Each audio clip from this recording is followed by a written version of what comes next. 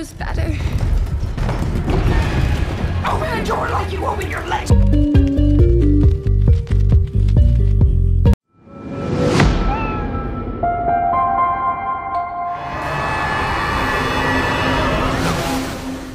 Teresa ketakutan melihat drone milik Caleb yang hampir mengenai kepalanya.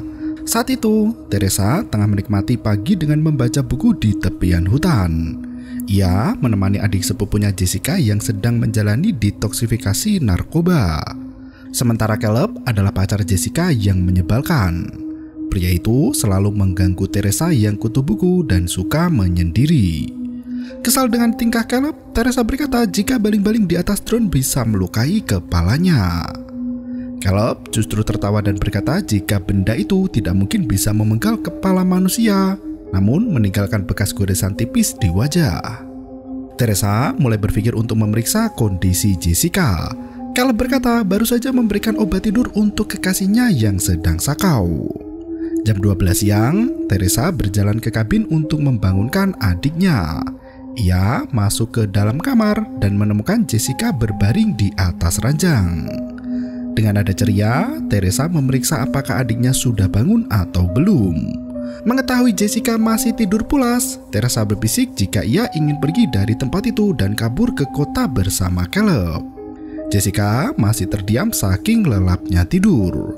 Teresa duduk menunggu Jessica bangun sembari membaca novel Wuthering Heights karya Emily Bronte. Novel kuno yang ditulis pada 1874 itu sangat kontroversial karena berisi kekejaman mental termasuk KDRT dan pertentangan terhadap moralitas serta nilai keagamaan. Teresa tersenyum ringan melihat tubuh Jessica bergerak seperti hendak bangun tidur. Gadis itu asik membaca novel hingga tak menyadari jika Jessica sudah terbangun dan duduk memunggunginya. Dengan suara iblis, Jessica membisikkan kalimat kengerian dari novel itu yang baru saja dibaca oleh Teresa dalam hati. Suara Jessica masih menggumam melanjutkan kalimat dalam novel tepat seperti yang tertulis di sana. Teresa langsung menutup buku, namun Jessica masih melanjutkan cerita dengan suara mengerikan.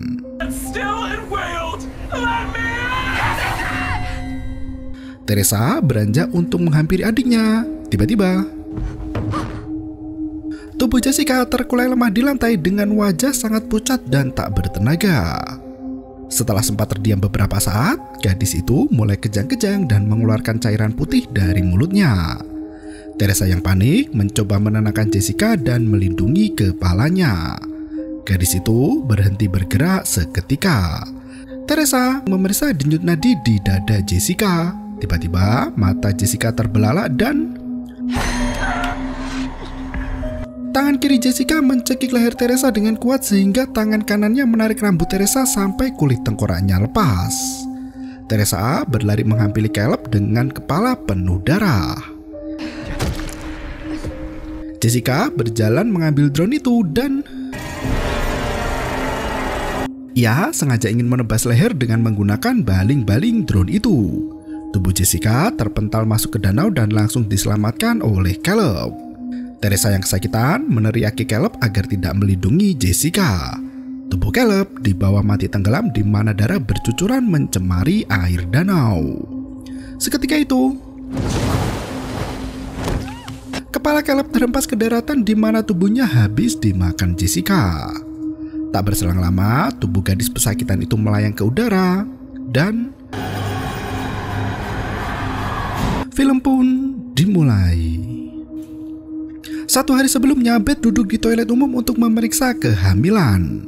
Bruce tampak khawatir dengan kondisi Beth dan mengetuk pintu toilet itu. Beth meminta Bruce untuk tidak mengganggunya. Setelah mengetahui hasil tes pack itu, Beth langsung pergi ke rumah kakak perempuannya yang bernama Ellie.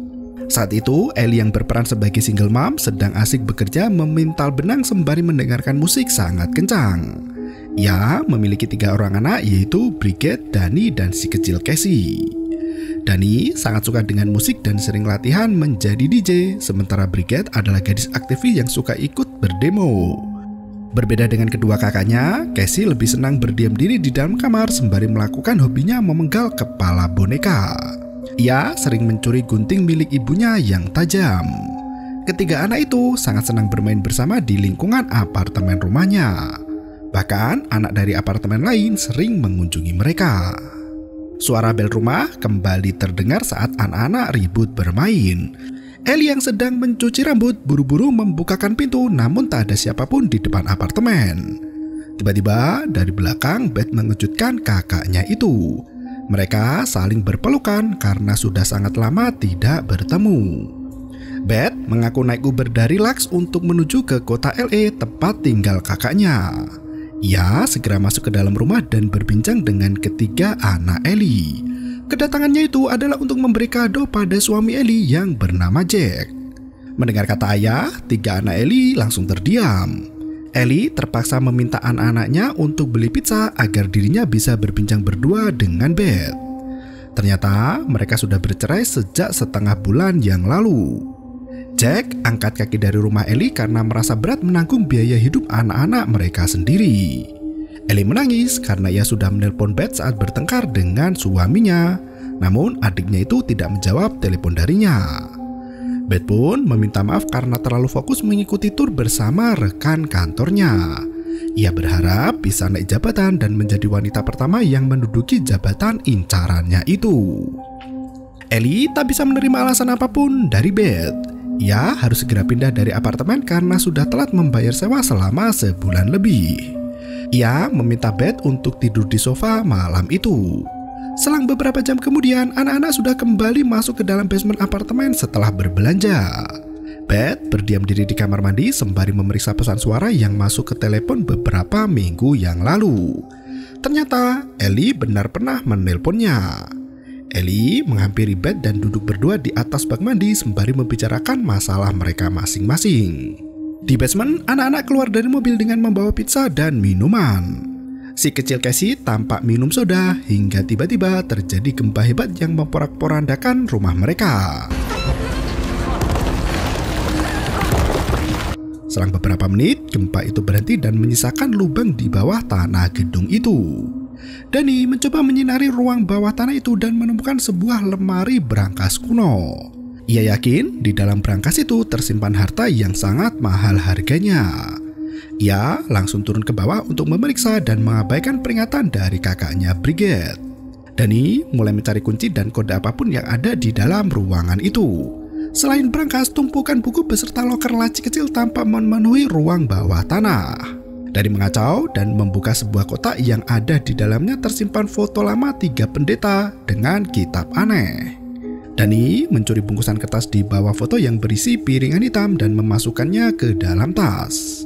Seketika itu terdengar suara rintihan wanita yang samar-samar berasal dari dalam berangkas itu. Tiba-tiba patung Yesus mengejutkan anak itu hingga terkulai di tanah. Saat hendak kembali ke atas, Danny justru menemukan gantungan salib yang sangat banyak di atas peti besar manusia. Ia juga menemukan medali Saint Benedict yang terkenal akan kekuatannya untuk menolak kekuatan iblis. Lubang besar terlihat menganga di dasar peti kuno itu. Danny mengambil sisa kain yang tersimpan dalam peti dan berniat membukanya. Ternyata ratusan kecoak berhamburan di dalamnya dan terbang mengerubungi tubuh Danny. Kitab Necronomicon Ex Mortis langsung menyita perhatian Danny yang ingin memilikinya. Ia tak mengetahui jika kitab itu adalah sumber dari segala petaka di dunia. Di waktu yang sama, Ellie kebingungan mencari keberadaan anaknya yang belum pulang juga setelah gempa. Ia mencari bantuan tetangga untuk membantu menemukan anak-anaknya. Semua jaringan telepon terputus saat gempa yang membuat Ellie semakin kacau. Lift terlihat bergerak ke lantai 14. Anak-anak Ellie keluar dari lift dan disambut kemarahan ibunya. Ellie menasihati agar mereka tidak memakai lift ketika gempa, ditakutkan ada hal buruk yang terjadi. Setelah memeluk ketiga anaknya, mereka kembali masuk ke dalam rumah di mana berita langsung mengabarkan kejadian gempa berskala 5,5 Richter itu. Ellie kembali melanjutkan aktivitas mengemasi barang-barangnya agar segera hengkang dari apartemen. Sementara Danny menunjukkan temuannya pada Bridget. Ia berdalih ibunya membutuhkan uang tambahan untuk pindah rumah. Danny berdalih akan menjual buku kuno itu agar bisa sedikit meringankan beban ibunya. Saat Danny hendak membuka buku itu, jari tangannya tertusuk duri dan darah menetes ke sampulnya. Setelah buku itu menyerap darah Dani, gigi yang mengunci buku itu terbuka dengan sendirinya. Dani membuka halaman per halamannya yang dipenuhi dengan gambar penyiksaan mengerikan. Bridget meminta adiknya untuk menutup buku itu, namun Dani tetap membuka lembar selanjutnya. Bridget menutup buku itu dan memaksa Dani untuk mengembalikan buku itu ke tempatnya. Dani berjanji akan melakukannya esok hari. Pemuda itu kembali membuka halaman selanjutnya sementara Bridget kembali ke kamarnya. Di waktu yang sama, Beth mandi bersama dengan Casey. Wanita itu merasakan kram di perutnya dan langsung dipeluk oleh Casey. Dani memutar rekaman piringan hitam yang ia temukan di ruang bawah tanah. Terdengar suara pendeta Marcus Littleton yang menjaga perpustakaan di Katedral Santo Patrick hendak membuka artefak unik yang ditemukan oleh misionaris luar negeri. Mereka membuka satu dari 3 kitab mematikan, yaitu Naturum Demento atau biasa disebut sebagai kitab kematian. Buku itu menggunakan sampul kulit manusia yang diawetkan, sementara lukisan di dalamnya menggunakan tinta darah. Ia hendak menerjemahkan misteri spiritual yang tersimpan di setiap halaman buku itu. Beberapa tamu yang hadir meneriaki pendeta itu dengan olokan sesat dan memintanya untuk berhenti. Rekaman suara itu berganti oleh pria lain yang berkata jika Canon Sahanan bersama pendeta Hugo Cortez diam-diam menerjemahkan tulisan serta simbol yang banyak ditemukan di kitab itu. Halaman-halamannya berisi ritual dan mantra kuno yang memungkinkan kontak dengan kekuatan supranatural di luar lapisan dunia manusia. Saat itu, tanggal 24 Januari 1923, pendeta Marcus Littleton membaca isi kitab itu dengan suara keras. Halaman pertama berisi periskop kebangkitan rohani. Seketika itu, terdengar suara bacaan mantra mengerikan di mana Dani tidak bisa mematikan gramofonnya. Buku kematian itu terbuka sendiri pada halaman yang dibaca dan iblis mulai berterbangan menuju ke rumah Dani. Di waktu yang sama, Ellie turun ke basement menggunakan lift untuk memasukkan pakaian ke dalam mobil. Tiba-tiba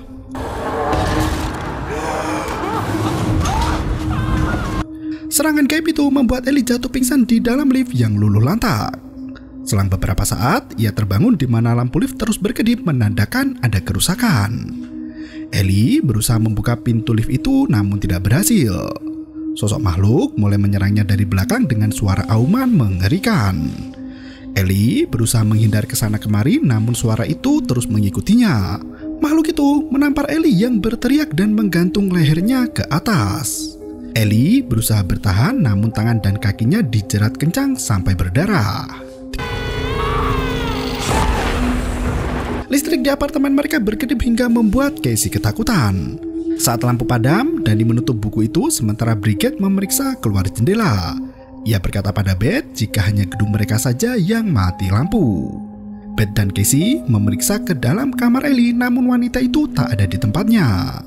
Ternyata Ellie sudah berubah menjadi iblis sedang berjalan sempoyongan menuju ke apartemennya. Bridget menyalakan lilin untuk penerangan dibantu Dani yang sibuk memperbaiki sekring listrik. Sesampainya di apartemen, Ellie berjalan sempoyongan dan miring langsung berbelok ke dapur untuk masak telur. Cangkang telur itu ikut dimasaknya sampai habis. Sembari mengaduk telur, Ellie berkata jika ia baru saja mimpi indah. Dengan raut wajah mengerikan, Ellie menuturkan mereka tinggal di hutan yang tinggi dengan alunan suara kicau burung dan melodi. Ia mulai berbicara ngelantur dan mengatakan hendak merasuk ke tubuh mereka semua agar bisa tinggal sebagai satu keluarga yang bahagia. Kesadaran Ellie mulai kembali dan berkata jika makhluk itu ada di dalam tubuhnya. Ellie merangkak kesakitan dan memuntahkan cairan putih sangat banyak. Ketika anaknya ketakutan melihat tingkah ibu yang di luar nalar, Ellie berpesan pada Beth untuk melindungi anak-anaknya dari makhluk jahat itu dan pingsan seketika. Beth bersama Dani lari menuju ke lift untuk membawa tubuh Ellie ke rumah sakit. Lift apartemen itu masih rusak dan tak bisa berfungsi, sementara tangga turun lenyap setelah terjadi gempa hebat. Beth memandang ke arah Ellie yang ternyata sudah wafat. Ia membawa jasad Ellie kembali ke rumah dan membaringkannya di atas ranjang. Ia meminta tetangga sekitar untuk segera datang dan membantu merawat jasad Ellie. Saat Jack hendak menutup mata Ellie yang terbelalak, mata itu terbuka lagi. Scott berkata jika jaringan seluler masih kacau dan menghambat menelpon ambulan. Jake sudah merasakan ada hal yang janggal. Ia mengajak Beth dan Scott untuk berdoa bersamanya. Dengan tangan bergandengan mereka berdoa tepat di depan jasad Ellie. Scott terkejut melihat wajah Ellie yang lebam seperti baru saja kena pukulan. Jake berkata ada tangga darurat di sisi utara gedung. Ia berencana membawa Ellie ke tangga itu, namun Scott berkata jika Jake harus melewati kamar 82. Kamar itu adalah tempat terkutuk yang selalu dibiarkan kosong tanpa penghuni. Sesampainya di tangga darurat, mereka harus membongkar pintu keluar yang digembok rapat. Tangga itu sengaja ditutup karena sudah lama tidak dipakai lagi. Scott memberikan ide untuk meledakkan pintu menggunakan senapan miliknya. Di waktu yang sama, Beth duduk di samping Ellie sembari menangis terseduh-seduh. Ia meminta maaf karena tak bisa menyelamatkan nyawa Ellie. Beth menguraikan kebaikan Ellie yang selama ini selalu ada untuk keluarga. Sembari menggenggam tangan Ellie, Beth terus meratapi kepergian kakaknya. Seketika itu, terdengar suara Ellie yang sangat mirip seperti isi pesan suara di ponsel Beth. Ternyata ponsel itu menyala dengan sendirinya. Ellie merengek minta diselamatkan karena dirinya terbakar hidup-hidup. Serangga yang keluar dari rongga ventilasi hinggap tepat di bola mata Ellie. Beth yang ketakutan pun sampai menjatuhkan ponselnya sendiri. Mata Ellie tiba-tiba berkedip dan melirik ke arah Beth. Seketika itu, jasad Ellie bangkit kembali dan duduk menatap tajam ke arah Beth. Karena tubuh Ellie sangat panas, Beth meminta bantuan Danny untuk memandikan wanita itu. Anehnya, jasad Ellie menggeliat ketika dimasukkan ke dalam bak air mandi. Ellie melayang di udara dan menempel di langit-langit rumah. Ia menatap tajam dan Ellie berteriak histeris lalu kemudian dengan tangan dan tubuh basah berdarah, Ellie bangkit dengan senyuman dari bak mandi itu dan mengatakan jika Ellie tidur bersama belatung saat ini. Danny dan Beth lari keluar dari kamar mandi dan kaki berdarah yang sedikit membusuk itu mulai melangkah di antara kumpulan es yang mendinginkan air bak mandi. Wanita itu berjalan miring dengan membawa potongan cermin tajam di tangannya. Ia mulai menyerang Beth dengan membabi buta. Bridget berteriak menghentikan ibunya hingga tiba-tiba tangan Beth tertembus tusukan potongan kaca itu hingga darah membasahi lantai.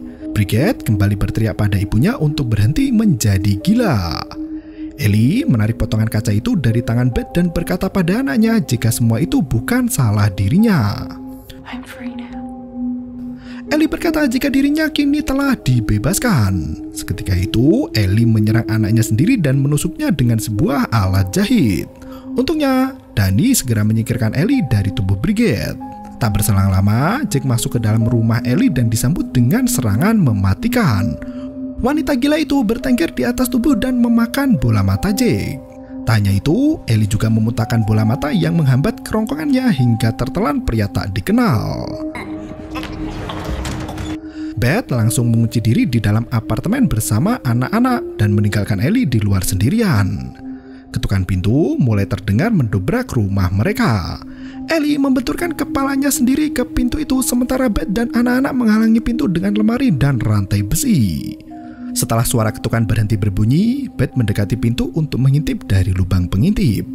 Terlihat seorang pria tak dikenal lari ketakutan dikejar oleh Ellie. Teriakan terdengar memilukan di mana tubuh itu terpental tanpa kepala. Bukan pulang ke apartemennya, Jake justru lari ke apartemen Beth dan meminta bantuan. Sontak, Ellie langsung mencekik leher pria itu dan membunuhnya sampai mati. Letupan senjata muncul dari arah berlawanan. Tampaknya itu adalah Scott yang menembaki Ellie menggunakan senapan miliknya. Pria itu juga diserang sampai terjungkal ke tanah dengan mudahnya.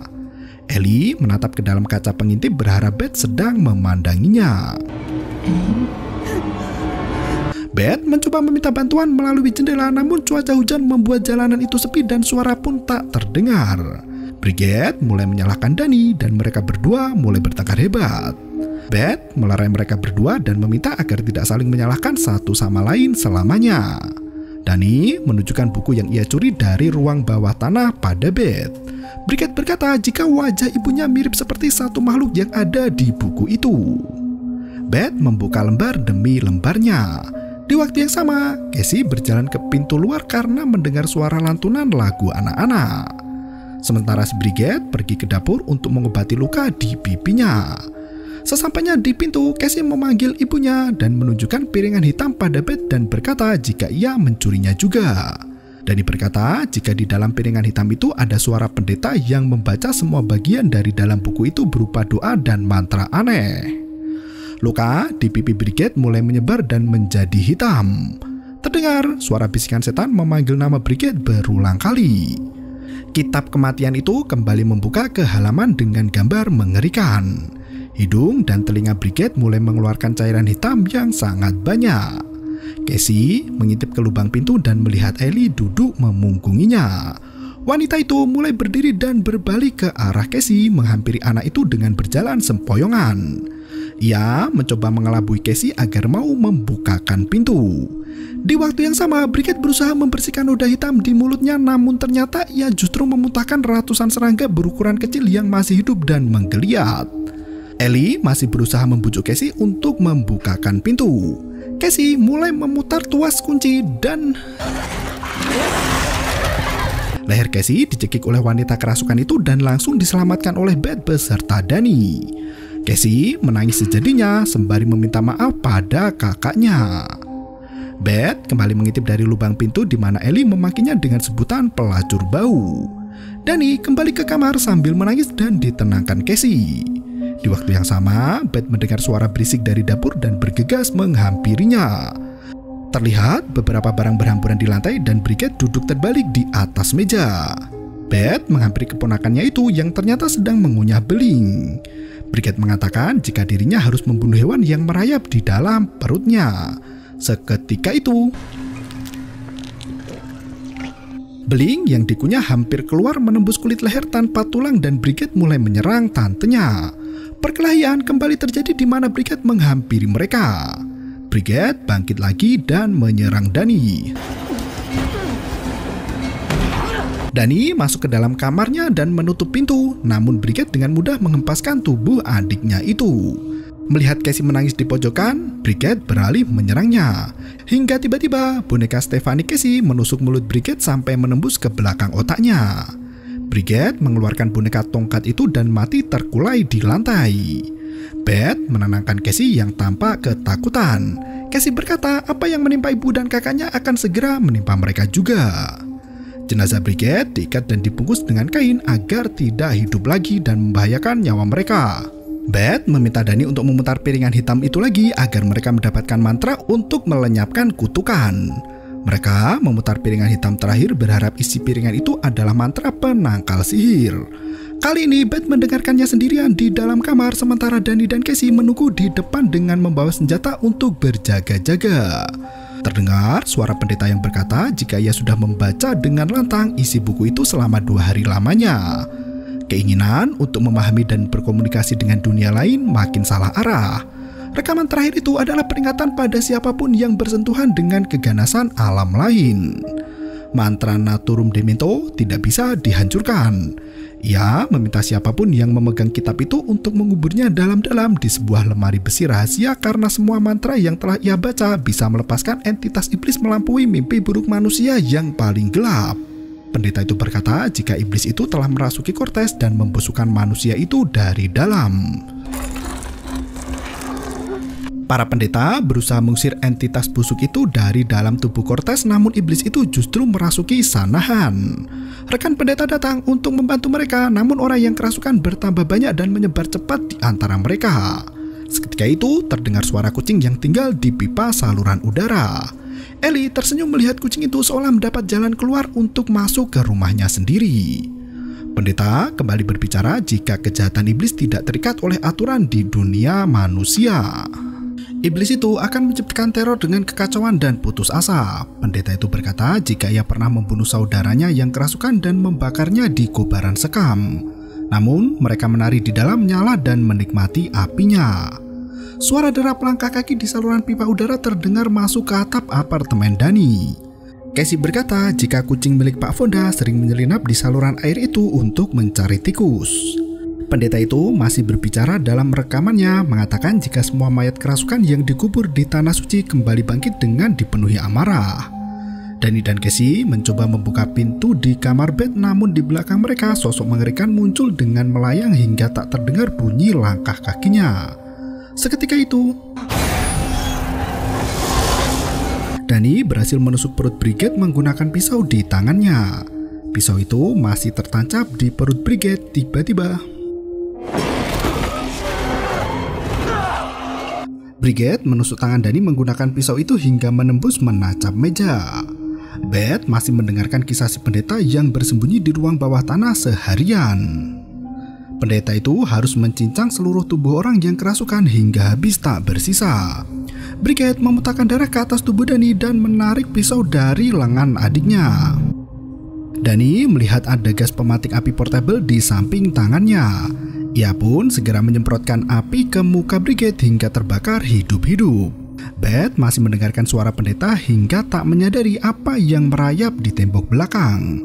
Pendeta itu terus menegaskan jika kekuatan iblis tak bisa dihentikan. Sosok bayangan Ellie terlihat dari kaca jendela dan mulai menyerang Beth. Beth menancapkan pulpen ke leher Ellie dan membuat mulutnya tertutup. Seketika itu, tubuh Beth dihempaskan keluar pintu dan langsung menghampiri Danny yang sekarat. Danny menangis dan meminta maaf pada adiknya, Casey. Sosok Ellie mencengkeram kepala Beth dan berkata akan menelan jiwanya. Mengetahui ada jabang bayi di perut Beth, iblis di tubuh Ellie semakin kegirangan. Apalagi bayi itu adalah anak di luar pernikahan suci. Tangan Ellie mulai mencengkeram perut Beth. Casey melempar gunting ke arah tantenya dan langsung ditancapkan ke wajah Ellie. Saat iblis itu pingsan, Beth berencana membawa Casey keluar dari apartemen terkutuk itu. Di depan pintu masih tergeletak mayat Jack, Scott, dan beberapa orang tak dikenal. Beth berlari ke tangga darurat bersama Casey dan mulai menghancurkan gembok pintu menuju tangga darurat. Entah apa yang dilakukan Jack dan Scott karena dari tadi belum bisa membuka pintu itu. Beth berusaha mengambil senapan di mayat Scott sementara Ellie mulai mengedipkan matanya lagi. Ia menarik gunting dan menusuk menembus tengkorak wajah yang sangat keras. Beth menembakkan senapan ke arah pintu dan Beth berhasil menembak kaki Ellie yang mulai mempengaruhi Casey untuk mendekati ibunya. Iblis di tubuh Ellie mulai memanipulasi keadaan dan membuat Beth terlihat seperti seorang penjahat. Beth kembali menembak kepala Ellie hingga Scott terbangun dan meminta senapannya kembali. Bridget dan Danny keluar dari apartemen menghampiri Ellie yang menangis terseduh-seduh. Dua anak itu telah kerasukan setan dan marah besar kepada Beth. Ellie berkata semua orang yang ada di dalam gedung akan mati menjelang fajar nanti. Beth lari membawa Casey masuk lift yang rusak. Tampaknya Beth sudah melupakan usahanya untuk melewati tangga darurat dan malah masuk ke dalam lift. Casey merangkak mengambil kunci mobil dan kembali masuk ke dalam lift. Untungnya lift mau menyala dan pintunya tertutup. Di waktu yang sama, Danny dan Bridget melakukan ritual pada tubuh Ellie yang membuat lift terisi cairan darah kental. Danny dan Bridget merobek perut Ellie dan hendak masuk ke dalamnya sama seperti gambar yang dilukis dalam kitab kematian. Casey mengintip ke jendela di mana Ellie, Bridget, dan Danny yang berhasil menyatu dengan sempurna masuk melalui lubang di atap lift itu. Seketika, Beth tersadar bersama Casey di tengah lautan darah yang mengental. Ia membawa keponakannya itu masuk ke dalam mobil dan pergi dari tempat itu. Mobil mereka sempat tertahan oleh gundukan lantai rusak pasca gempa. Dari belakang, sosok Ellie merangkak mendekati mobil dan Beth membawa Casey bersembunyi di sisi mobil yang lain. Dari bawah pintu terlihat tangan monster itu merangkak mencari keberadaan Beth dan Casey. Dua perempuan itu hanya mengelilingi mobil dan membuat durasi film semakin panjang dan tak kunjung usai. Setelah dirasa cukup, mereka berlari menjauhi mobil dan bersembunyi di balik tiang basement. Gerbang parkiran tiba-tiba menutup dengan sendirinya. Beth langsung membawa lari Casey melewati gerbang yang hampir tertutup itu. Sayangnya, Casey berhasil tertangkap dan dimasukkan ke dalam truk kontainer. Beth menerobos dengan cara merusak pintu besi sementara monster mengerikan itu menyalakan gergaji listrik dan menunjukkannya ke udara.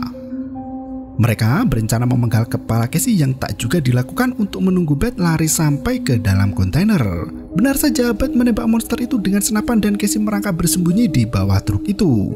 Gergaji listrik dilempar sampai mengenai kepala Beth dan monster itu mulai menampakkan diri. Monster itu menarik kaki Beth yang hendak memasukkannya ke dalam mesin penghancur sampah. Casey mematikan tuas penghancur sampah dan membuat mesin itu berhenti bergerak. Beth lari mengambil gergaji listrik dan menusuk tubuh monster itu menggunakan gergaji. Casey menyalakan mesin penghancur sampah itu lagi, di mana tubuh monster masuk ke dalamnya dan hancur menjadi gumpalan serbuk basah berwarna merah. Beth menusuk kepala Ellie menggunakan gergaji listrik hingga terpisah dari tubuhnya. Iblis di dalam kepala Ellie masih terus memaki Beth hingga ibu hamil itu marah dan menendang kepala Ellie masuk ke dalam mesin penghancur. Setelah berhasil selamat dari mimpi buruk itu, Beth memeluk Casey dan membawa gergaji listrik untuk keluar dari gedung terkutuk. Mereka berjalan meninggalkan apartemen berharap tidak pernah bertemu dengan mimpi buruk itu lagi.